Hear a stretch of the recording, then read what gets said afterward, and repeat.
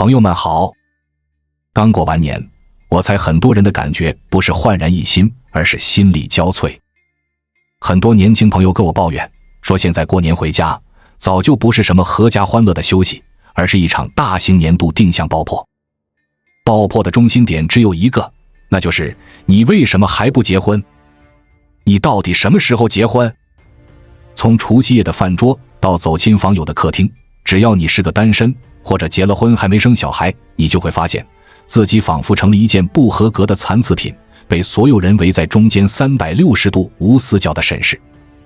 今天我們不熬雞湯，也不單純的發洩情緒，我們借着台灣這幾年越來越明顯的不婚潮，把過年催婚這件事情扒開來看一看。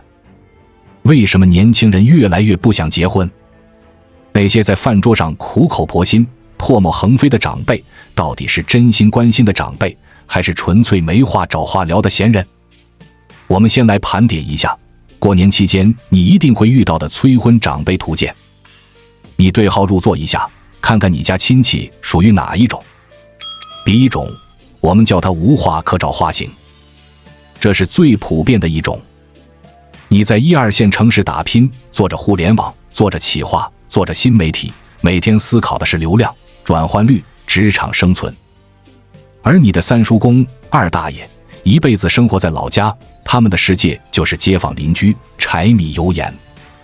你們之間其實早就存在着一道巨大的認知鴻溝。一年見一次面，空氣突然安靜，尷尬的能用腳趾摳出3室一廳。他能跟你聊什麼？聊你公司的期權，聊人工智能的未来。他聽不懂，你也懶得講。所以為了打破這種死寂，他們只能祭出人類社會最原始、最通用的3個話題：工資多少？買房沒有？結婚沒有？你以為他在關心你的終身大事，其實他只是在尋找一個自己能插得上嘴的話題。這就好比2個人見面問吃了嗎一樣，他並不在乎你吃的是山珍海味還是泡麵，他只是需要一個話頭。你如果真把他的催婚當成一種深沉的愛，那你可能就想太多了。第2種叫做借機優越型，這種親戚是過年飯桌上最讓人反胃的。他們催你結婚，根本不是希望你過得好，而是為了反襯他自己或者他家孩子的成功。他會拉着你的手，用一種極其痛心疾首的語調說：哎呀，你眼光不要太高了，差不多就行了。你看我家那個誰，書讀的不如你多，賺的不如你多，但是人家現在2胎都抱上了，這才是正經事啊。聽出來沒有？這句話的核心根本不是勸你結婚，而是你看我家孩子多棒。在老一輩的價值體系裡，結婚生子就是人生的 KPI 指標。哪怕你年薪100萬，哪怕你一個人把生活過得多姿多彩，只要你沒結婚，在他的評價體系裡，你就是一個失敗者。他通過指出你的失敗來確立他自己的優越感。面對這種人，你越解釋，他越興奮；你越焦慮，他越滿足。第3種，也是最讓人無奈的一種，叫做路徑依賴型。這些長輩是真心實意為你着急。比如你的父母，或者非常疼愛你的爺爺奶奶，他們看着你單身，是真的會急得睡不着覺。但是他們的焦慮來源於他們那個年代的生存逻輯。在台灣的上一代，甚至上2代人成長的環境裡，社會是一張非常傳統的網。一個人如果不結婚，不組建家庭，在那個物質匱乏、抵禦風險能力極差的年代，意味着晚景淒涼，意味着老無所依，甚至意味着在這個社會上是個異類，會被人戳脊梁骨。在他們的認知裡，結婚等於穩定，等於生存。這套公式在他們那幾十年的人生裡被反覆驗證，牢不可破。所以他們把這套他們認為絕對正確的生存法則強行套用在你的身上。他們不理解现在的年輕人，一個人看病有健保，吃飯有外送，搬家有搬家公司，老了甚至可以去住高端養老院。现在的社會分工早就代替了傳統家庭的很多功能。長輩們的苦口婆心是用舊地圖在找新世界的路。他們越用力，你們之間的代溝就越深。分析完长輩，我們必須把視線拉回到年輕人自己身上。长輩催婚只是表面現象，真正核心的衝突在於現在的年輕人為什麼對婚姻這件事越來越提不起勁了。有人說，是因為現在的年輕人太自私，只顧自己享樂，不願意承擔家庭責任。如果你也這麼想，那就大錯特錯了。年輕人不結婚，根本不是因為什麼道德敗壞或者自私自利，而是一場極其理性的經濟學博弈。在探討這個殘酷的真相之前，我想先問大家一個問題：你覺得現在的婚姻到底是一場感情的升華，還是一次資產的重組？如果你去問長輩，他們一定會用倫理道德來教育你，說婚姻是愛情的歸宿，是人類繁衍的必經之路。但是如果你去問一個在社会上摸爬滾打了幾年，被现實毒打過的年輕人，答案會出奇的一致。对於普通人來說，現在的婚姻本質上就是一場高風險、低回報的無限責任公司合夥創業。既然是創業，我們就必須得算一筆經濟賬。年輕人不想結婚，不是因為喪失了愛的能力，而是這筆賬怎麼算都算不平。第一個殘酷的真相，婚姻的門檻已經被推到了普通人難以企及的高度。我們看看台灣現在的社會現狀。20年前、30年前，只要你肯吃苦，有一份正當工作，两個人湊在一起，租個小房子，添置點家具，這婚就算結了。那是增量時代，大家對未來都充滿希望，覺得今天沒錢不要緊，明天總會有的。但現在呢？現在是存量博弈的時代，薪水的漲幅永遠追不上通貨膨脹，更追不上那高高在上的房價。在台北、新北，甚至一路向南到台中、高雄，你看看現在的房價收入比，簡直荒謬得讓人想笑。一個普通年輕人，大學畢業，起薪就那麼一點點，拼死拼活幹了幾年，好不容易攢下一點積蓄。這個時候你讓他去結婚，結婚的隱性前置條件是什麼？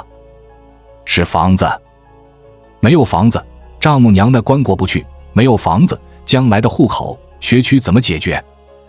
為了湊齊這個首付，往往需要掏空男女雙方父母一輩子的積蓄，然後小兩口還要背上長達30年的沉重房貸。這哪裡是結婚？這明明就是簽了一份長達30年的賣身契。一旦結了這個婚，你就不敢生病，不敢辭職，不敢有任何職業上的試錯，因為每個月銀行的催款單會準時到來。長輩催婚的時候，嘴裡說的是多個人多雙筷子，但現實中多個人多的是幾百萬甚至上千萬的債務。第二個真相，結婚往往意味着對個人生活質量的精準打擊。單身的時候，你是一個人吃飽全家不餓，你的收入完全由你自己支配。周末可以去吃頓好的，打折季可以買自己喜歡的衣服，攒點錢還能去日本、去歐洲旅行一趟。這叫什麼？這叫個人財務自由。你雖然不是大富大貴，但你掌握着自己生活的絕對控制權。但是一旦踏入婚姻，特別是如果很快有了小孩，你的財務結構會瞬間崩塌。你的錢不再是你的錢，那是家庭共同財產。一杯星巴克的咖啡，在結了婚的人眼裡，那是半罐奶粉錢；一次出國旅行的預算，那可能是孩子半個學期的補習班費用。你的消費降級是全方位的，不可逆的。現在的年輕人非常清醒，他们極度看重自我價值和生活體驗。他們心裡跟明鏡一樣，我一個人明明可以過得像個中產階級，有滋有味，我為什麼要找一個人結婚，然後硬生生把自己的生活水平拉低到貧困線邊緣？我為什麼要放棄自己手裡的紅酒杯，去換一塊永遠洗不乾淨的尿布？這不是自私，這是最基本的避害趨利的本能。第三個真相，也是極其核心的一點，女性在經濟上的徹底覺醒。過去為什麼大家都要結婚？因為在傳統的社會結構裡，女性很難獲得獨立的經濟地位，婚姻對女性來說是一種生存保障，甚至是唯一的出路。男主外女主內，這是一種基於生存壓力的社會分工。但今天不一樣了，在我們進一步探索之前，我們有一個激動人心的消息要告訴大家，我們已經開通會員功能了。現在您可以加入我們的會員大家庭，享受會員專屬影片和更多獨家內容。別忘了關注才知道，並點擊小鈴鐺，我們將繼續揭示更多關於金錢的真相，祝你迅速實現財務自由。在台灣，甚至在整個東亞社會，女性受教育的程度，在職場上的競爭力，早就和男性平起平坐，甚至在很多領域超越了男性。女孩子自己能賺錢，能買房，能養活自己，生存問題已經被徹底解決。當生存不再是問題的時候，女性對婚姻的要求就变了。她們審視傳統的婚姻模式，發現這根本就是一個不平等的條約。在傳統的慣性下，女性一旦步入婚姻，不僅要和男人一樣在職場上拼殺賺錢，回到家還要承擔絕大部分的家務勞動，還要經歷懷孕、生產的巨大痛苦和職業中斷的風險。這叫什麼？這叫母職懲罰。很多女性在深夜裡捫心自問，我自己有錢有閒，日子過得閃閃發光，我為什麼要結婚去給別人當免費保姆？我圖什麼？图他睡覺打呼嚕，圖他過年帶我回老家聽七大姑八大姨唠叨。所以當長輩還在用找個依靠這種老舊的觀念去勸女孩結婚的時候，女孩們心裡只會覺得可笑。我自己的銀行卡餘額就是我最大的依靠。長輩看婚姻看的是繁衍和搭伙过日子，年輕人看婚姻看的是投入產出比和風險控制。這就是橫亘在兩代人之間永遠也無法跨越的認知鴻溝。長輩催得越兇，年輕人算盤打得越精，算到最後直接掀桌子，這婚誰愛結誰結，反正我不結。分析到這裡，大家可能覺得年輕人不結婚全是因為錢。如果只是因為錢，那些收入高不差錢的年輕人為什麼也選擇單身？這其實引出了我們要探討的下一個更深層的問題。除了經濟賬算不平，現在的年輕人在精神層面上到底對婚姻失去了怎樣的信任？為什麼說現在的愛情已經變成了一種極其昂貴的奢侈品？剛才我們把婚姻的經濟底褲扒得乾乾淨淨。很多人聽完可能會想，照你這麼說，如果我實現了財富自由，不差錢了，是不是就會滿懷期待地步入婚姻了？答案依然是不一定。因為除了經濟賬算不平，現在的年輕人在精神層面上早就被徹底榨乾了。婚姻对他們來說不再是避風港，反而像是一個會持續吸血的無底洞。第一個痛點，情緒價值的嚴重通貨膨脹。大家捫心自問，現在的生活節奏有多快？每天上班就像上戰場，在職場上你要應付老闆的畫餅、同事的內卷、客戶的刁難。你每天早上出門前是一塊滿電的電池，晚上拖着疲憊的身體回到家，電量已經亮起紅燈，甚至透支變成了負數。這時候你最需要的是什麼？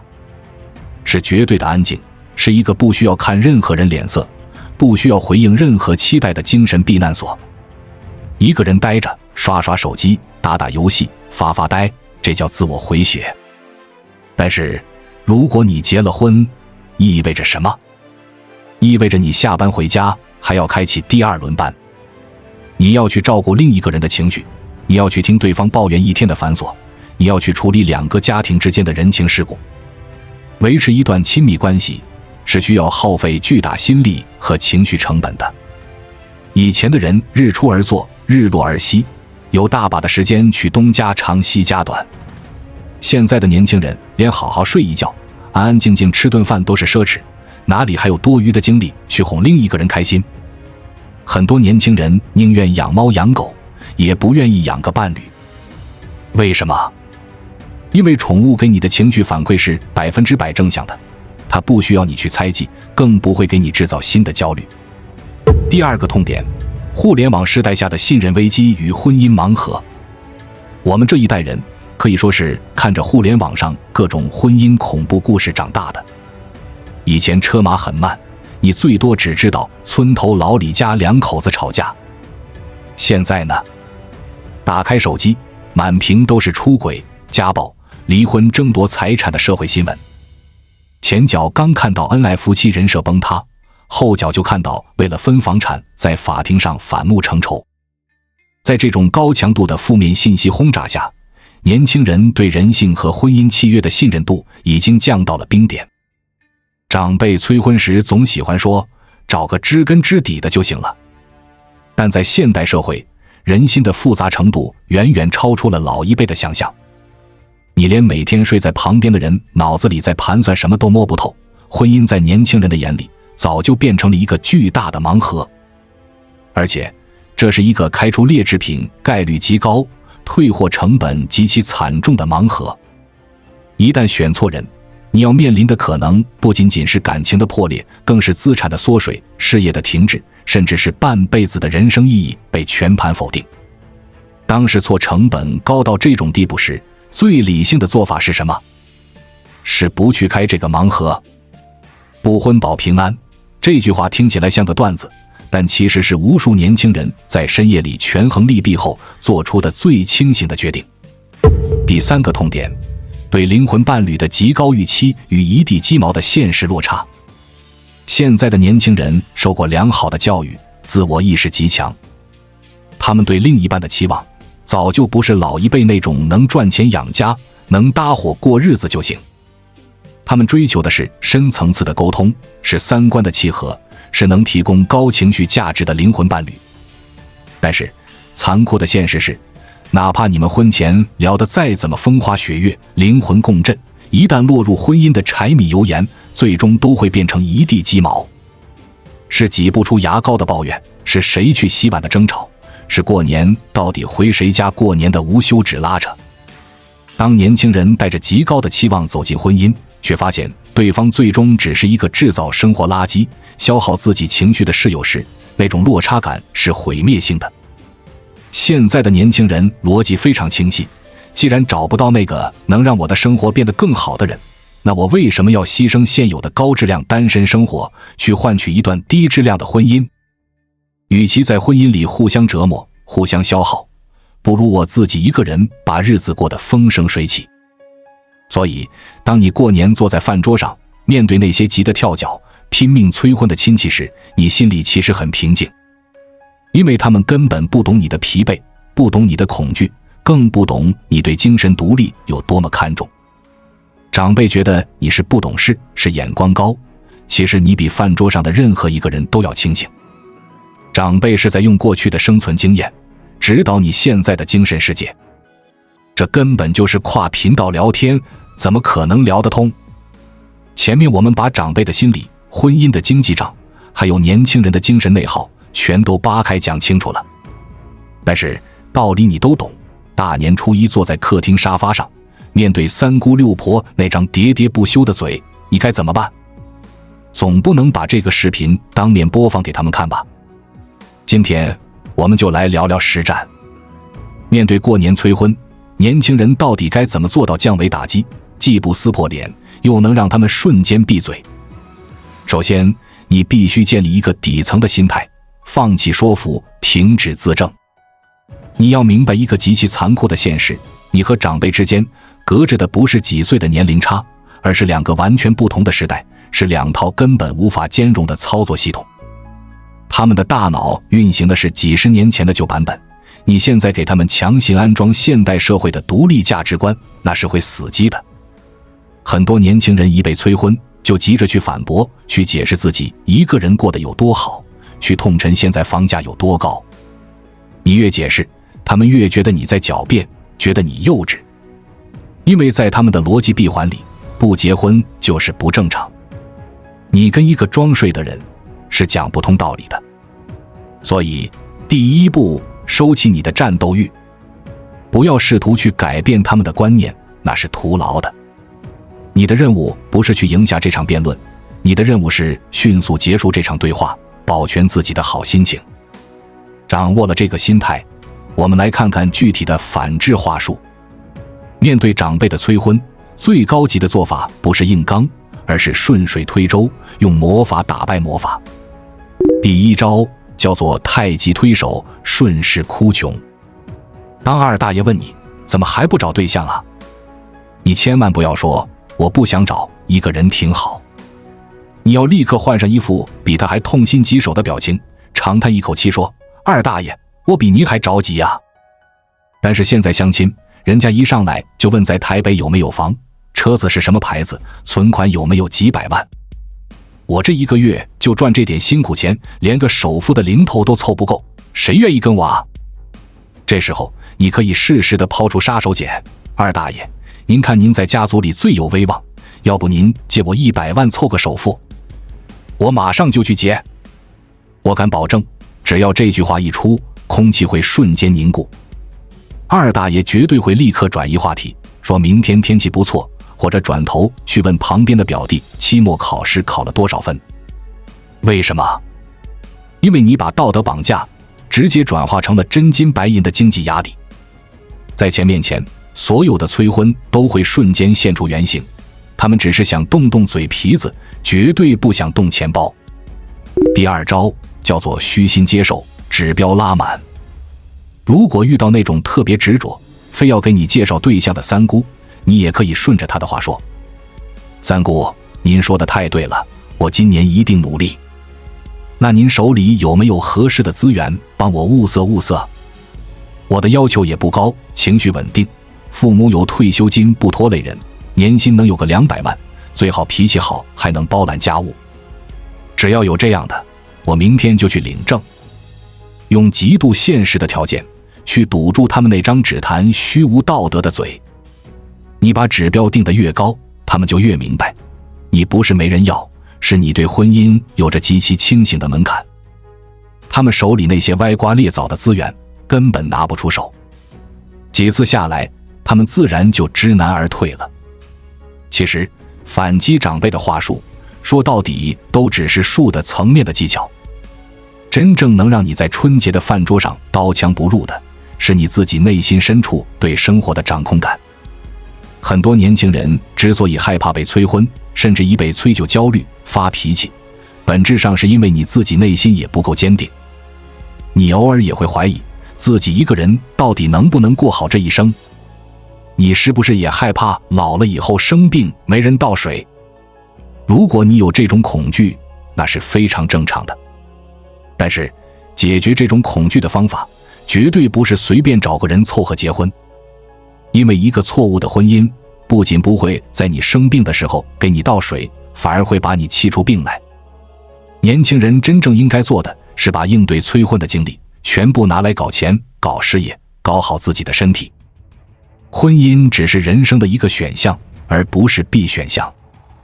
在這個充滿不確定性的時代，唯一確定的就是你銀行卡裡的餘額和你自己強健的體魄。當你每個月看着自己的存款不斷增加，當你通過健身房的鏡子看到自己越來越好的狀態，當你擁有幾個可以隨時出來喝酒聊天的知心朋友，當你生病了可以毫不猶豫地給自己掛最好的特需專家號，到了那個时候，你再回老家，再聽到那些催婚的聲音，你根本就不會生氣了，你只會覺得好笑，甚至會產生一種悲憫。因為你站在了一個更高的人生維度上，你看着他們被困在傳統的牢籠裡，為了那些世俗的指標焦慮不堪，而你早就擁有了跳出這套規則的底氣和自由。你的底氣不需要向任何人證明，過好你自己的日子，讓別人說去吧。好，今天的視頻就聊到這裡。如果這個視頻說透了你心裡的委屈，如果這些話實實在在的幫到了你，請一定要給我點個讚，最好能轉發給你那些同樣被催婚折磨的朋友們，大家一起抱團取暖，一起在新年裡支棱起來。在評論區告訴我，今年過年你遇到了哪種奇葩的催婚經歷，你又是怎麼对回去的？我們評論區見。祝大家新年快樂，單身快樂，最重要的是搞錢快樂。我們下期再見。關注我，我是才知道帶你解鎖更多金錢的真相。